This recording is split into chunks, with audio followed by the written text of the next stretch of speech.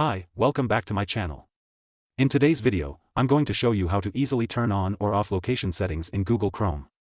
This is a useful feature whether you want to allow or restrict websites from accessing your location. So, let's get started. First, you'll need to open your Google Chrome browser.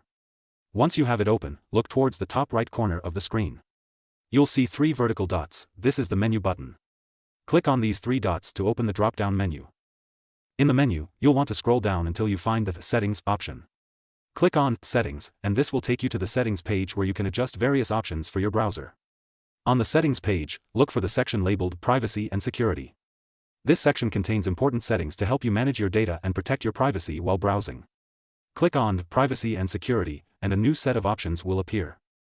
Next, scroll down through the Privacy and Security options until you see Site Settings. Click on Site Settings, and this will open a page where you can control the permissions for different types of content on websites. Within the Site Settings page, scroll down until you find the Location option. This is where you can manage the location permissions for websites.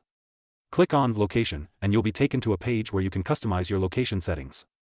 Here, you'll see a switch or toggle button next to Location.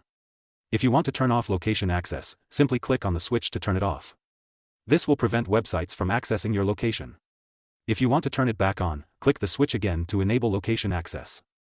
This will allow websites to request your location information when needed. And that's it.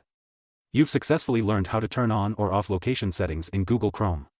This can be especially handy if you value your privacy and want to control which websites can see your location. If you found this tutorial helpful, please give it a thumbs up and consider subscribing to my channel for more tech tips and tutorials. Thanks for watching, and I'll see you in the next video.